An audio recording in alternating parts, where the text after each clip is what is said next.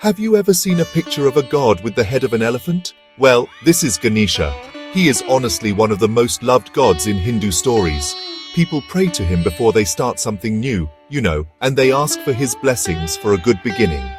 They believe he can remove any problems that might come in their way.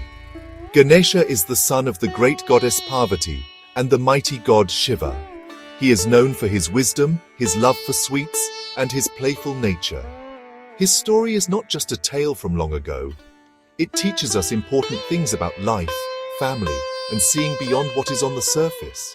It shows us how something that seems like a mistake can actually turn into a great blessing. So the story of Ganesha's unique head begins in the snowy mountains of the Himalayas. This is where his parents, Shiva and Parvati, lived. One day, Parvati wanted to take a bath. She wanted to be alone and did not want anyone to disturb her. There was no one around to stand guard at the door of her home, so she had a wonderful idea. Using her divine powers, she took some turmeric paste from her own body. She molded this paste into the shape of a little boy. With her power, she breathed life into the figure, and a handsome, strong young boy stood before her. He was her son, created from her own self. Parvati looked at her new son with great love and affection. She gave him a very important job to do. "My dear son," she said, "I am going to have my bath now. I want you to stand guard at the door. Your duty is to make sure that absolutely no one, and I mean no one, enters while I am inside. Do not let anyone pass, no matter who they are or what they say." The boy, loyal and brave, promised his mother he would follow her command perfectly. He took his post outside the door, holding a staff, ready to protect his mother's privacy with all his might. He was determined to be the best guardian she could ever wish for. He stood there like a little soldier, serious and focused. The birds sang in the trees, and the cool mountain breeze blew, but the boy did not move. He kept his eyes fixed on the path leading to the entrance. He understood the importance of his mother's instruction. In his heart, he knew that his only purpose at that moment was to obey her. This young boy, created to be a guardian, had no idea that he was about to face the greatest test of his short life. He did not know that his father, the most powerful god of all, was on his way home, and a great world-changing confrontation was about to happen. While Parvati was bathing and her son stood guard, a great storm of energy was approaching. It was Shiva, her husband, returning to his home. He had been away for a very long time, meditating deep in the mountains. He did not know that Parvati had created a son in his absence. He walked towards his home, his mind calm and peaceful, looking forward to seeing his beloved wife. As he reached the entrance, he saw a young boy he had never seen before. This boy was standing firmly in his path, blocking the way into his own house. Shiva was surprised and a little confused by this strange sight. Shiva, used to entering his home whenever he pleased, tried to walk past the boy. "Let me pass," Shiva said calmly. "I wish to see my wife, Parvati." But the boy stood his ground, firm and unshakable. "No one is allowed to enter," he declared boldly. "I have my mother's orders and I must obey them. You cannot go inside." Shiva was taken aback by the boy's courage and his refusal. He explained again that he was Parvati's husband and this was his home. But the boy did not know Shiva. He only knew his mother's command, and he was determined to follow it no matter what. A deep frustration began to build within Shiva. He was the lord of the universe, and this unknown child was denying him entry into his own home. He tried reasoning, he tried explaining, but the boy would not listen. The boy saw Shiva not as his father, but as a stranger trying to disobey his mother's direct order. The argument grew more heated. Shiva's attendants, the Ganas, tried to push the boy aside, but he fought them off with incredible strength. He was, after all, born of the power of the goddess Parvati. He was more than a match for them, and he successfully defended the doorway against all who tried to pass. This defiance enraged Shiva. His third eye, the eye of destruction, began to flicker. Who was this arrogant boy who dared to challenge him? In his mind, this was an intruder, a stranger who was disrespecting him and his home. The misunderstanding had now grown into a full-blown conflict. The father did not recognize his son, and the son did not recognize his father. It was a clash of duty and authority, of a son's loyalty to his mother and a husband's right to enter his home. The peaceful Himalayan air was now thick with tension, ready to explode into a terrible, tragic confrontation. The argument between Shiva and the young boy reached its peak. Shiva, whose temper can shake the cosmos, was now filled with a divine rage. He could not believe the audacity of this child. He saw the boy not as a protector, but as an obstacle, a symbol of disrespect. He warned the boy one last time to step aside, but the boy's loyalty to his mother's word was absolute.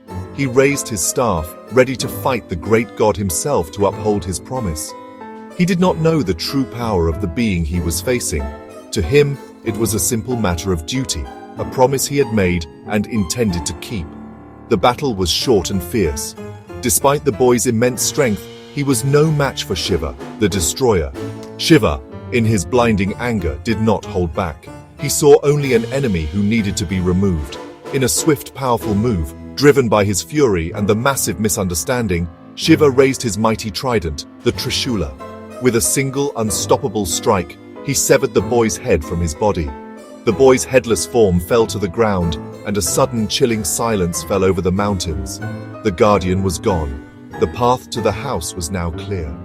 Just then, Parvati finished her bath. Hearing the commotion outside, she came out to see what was happening. What she saw horrified her. There on the ground lay the lifeless body of the son she had created with so much love.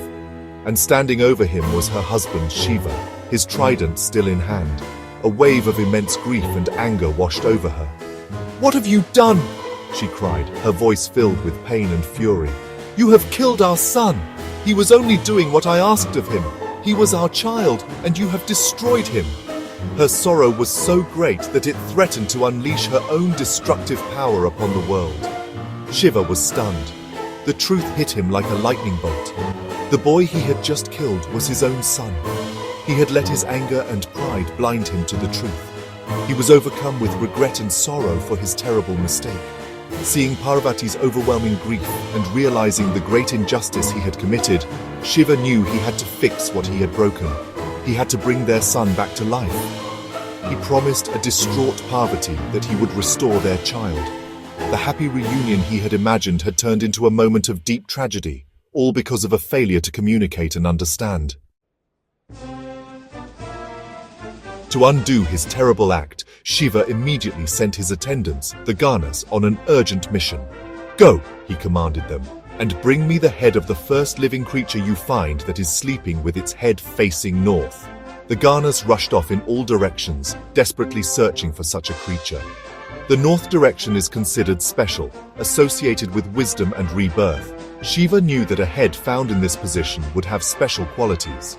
The Ganas searched through the forests and plains, understanding that the life of Parvati's son depended on their speed and success in this important quest.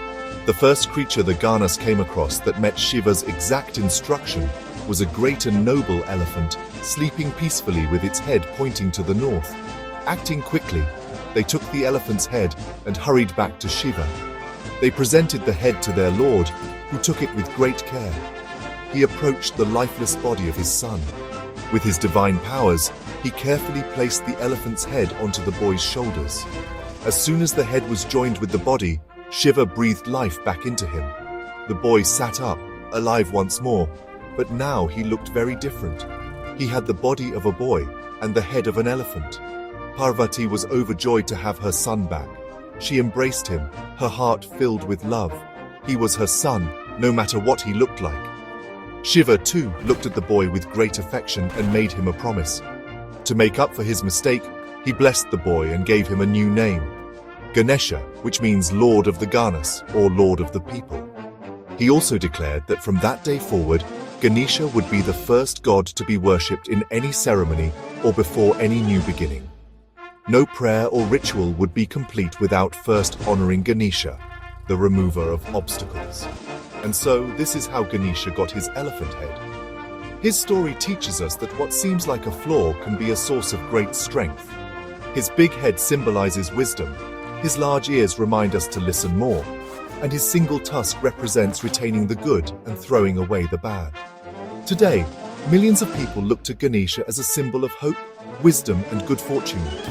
He is the friendly God who helps overcome all problems, reminding us that every new beginning, even one that starts with a big mistake, can lead to a beautiful and powerful new life. He is the beloved elephant-headed God, the Lord of beginnings.